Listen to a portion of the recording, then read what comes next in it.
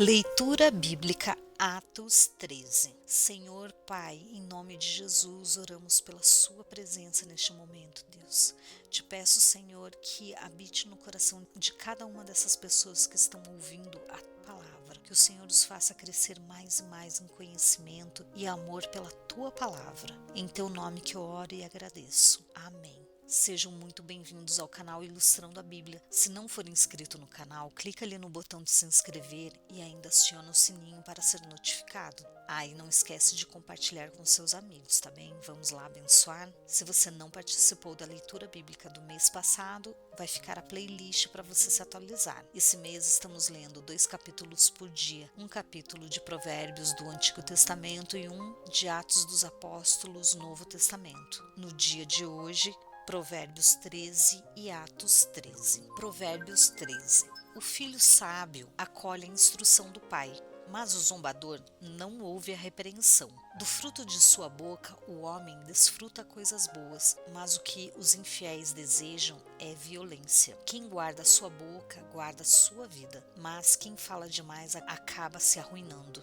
O preguiçoso deseja e nada consegue, mas os desejos do diligente são amplamente satisfeitos. Os justos odeiam o que é falso, mas os ímpios trazem vergonha e desgraça. A retidão protege o homem íntegro, mas a impiedade derruba o pecador. Alguns fingem que são ricos e nada têm. Outros fingem que são pobres e têm grande riqueza. As riquezas de um homem servem de resgate para sua vida, mas o pobre nunca recebe ameaças. A luz dos justos resplandece esplendidamente, mas a lâmpada dos ímpios apaga-se. O orgulho só gera discussões, mas a sabedoria está com os que tomam conselho. O dinheiro ganho com desonestidade diminuirá, mas quem os ajunta aos poucos terá cada vez mais. A esperança que se retarda deixa o coração doente, mas o anseio satisfeito é árvore de vida. Quem zomba da instrução pagará por ela, mas aquele que respeita o mandamento será recompensado. O ensino dos sábios é fonte de vida e afasta o homem das armadilhas da morte. O bom entendimento conquista favor, mas o caminho do infiel é áspero. Todo homem prudente age com base no conhecimento, mas o tolo expõe a sua insensatez. O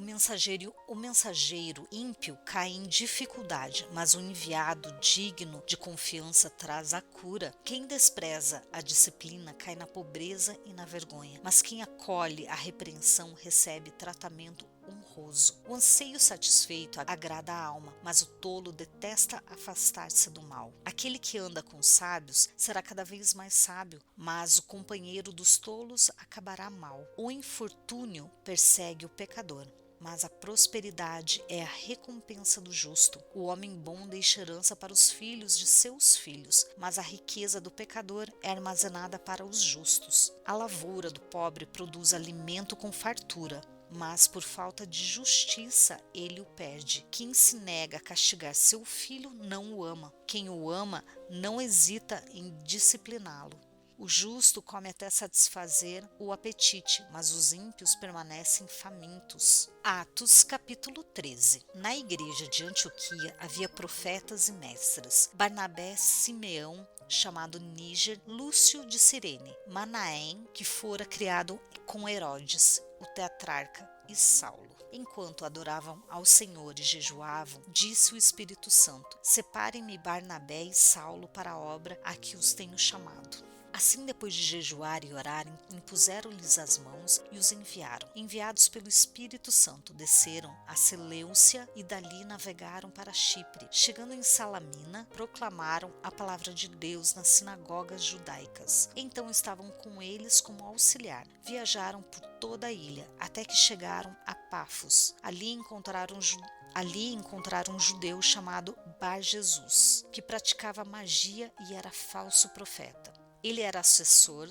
do procônsul Sérgio Paulo. O procônsul, sendo homem culto, mandou chamar Barnabé e Saulo porque queria ouvir a palavra de Deus. Mas Elimas, o mágico, esse é o significado do seu nome, opôs-se a eles e tentava desviar da fé o procônsul. Então Saulo, também chamado Paulo, cheio do Espírito Santo, olhou firmemente para Elimas e disse: Filho do diabo e inimigo de tudo que é justo, você está cheio de toda a espécie de engano e maldade. Quando é que vai parar de perverter os retos caminhos do Senhor? Saiba agora que a mão do Senhor está contra você, e você ficará cego e incapaz de ver a luz do sol durante algum tempo. E imediatamente vieram sobre ele névoa e escuridão, e ele, tateando, procurava quem o guiasse pela mão. O procônsul, vendo o que havia acontecido, creu profundamente, impressionado com o ensino do Senhor. De Pafos, Paulo e seus companheiros navegaram para Perge, na Panfilha. João os deixou ali e voltou para Jerusalém. De Perge, prosseguiram até Antioquia da Pisídia.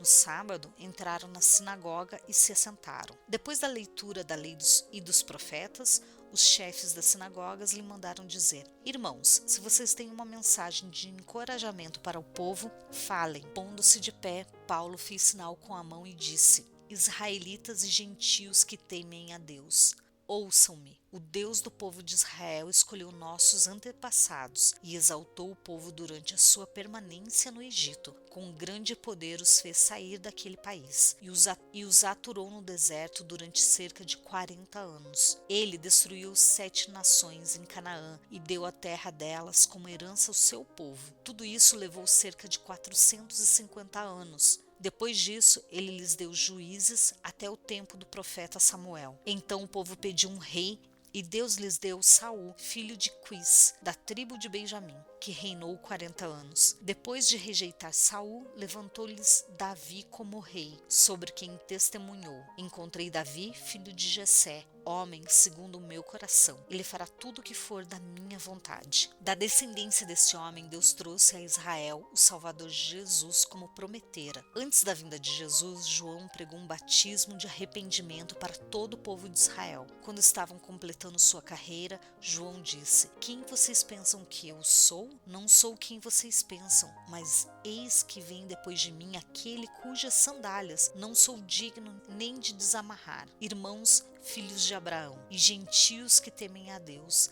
a nós foi enviada essa mensagem de salvação. O povo de Jerusalém e os seus governantes não reconheceram Jesus, mas ao condená-lo cumpriram as palavras dos profetas que são lidas todos os sábados. Mesmo não achando motivo legal para uma sentença de morte, pediram a Pilatos que o mandassem executar. Tendo cumprido tudo o que estava escrito a respeito dele, tiraram-no do madeiro e o colocaram no sepulcro. Mas Deus o ressuscitou dos mortos, e por muitos dias foi visto por aqueles que tinham ido com ele da Galiléia para Jerusalém. Eles agora são testemunhas dele para o povo. Nós lhes anunciamos as boas novas. O que Deus prometeu a nossos antepassados, ele cumpriu para nós, seus filhos, ressuscitando Jesus, como está escrito no Salmo 2. Tu és o meu filho, e hoje te gerei. O fato de que Deus o ressuscitou dos mortos para que nunca entrasse em decomposição é declarado nessas palavras: Eu lhes dou as santas e fiéis bênçãos prometidas a Davi. Assim ele diz noutra passagem: Não permitirás que o teu santo sofra decomposição. Tendo, pois, Davi servido ao propósito de Deus em sua geração, adormeceu, foi sepultado com seus antepassados e seu corpo se decompôs. Mas aquele a quem Deus ressuscitou não sofreu decomposição. Portanto, meus irmãos, quero que saibam que mediante Jesus lhe és proclamado o perdão dos pecados. Por meio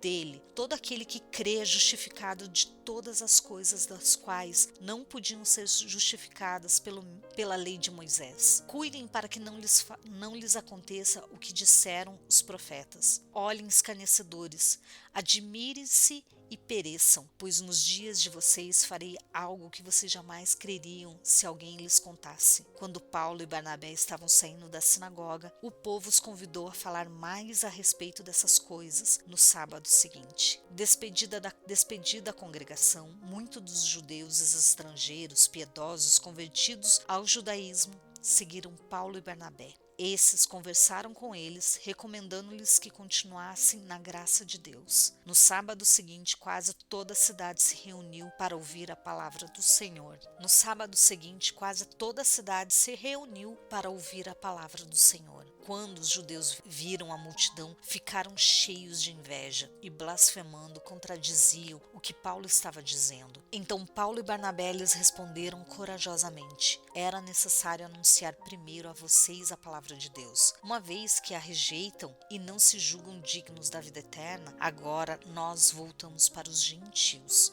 Pois assim o Senhor nos ordenou: eu fiz de você luz para os gentios, para que você leve a salvação até os confins da terra. Ouvindo isso, os gentios alegraram-se e bendisseram a palavra do Senhor, e creram todos os que haviam sido designados para a vida eterna. A palavra do Senhor se espalhava por toda a região, mas os judeus incitaram as mulheres piedosas de elevada posição e os principais da cidade, e provocando perseguição contra Paulo e Barnabé, os expulsaram do seu território. Esses sacudiram o pó dos seus pés em protesto contra eles e foram para Icônio. Os discípulos continuavam cheios de alegria e do Espírito Santo. E aqui terminamos mais um dia de leitura da Bíblia. Até amanhã. Tchau!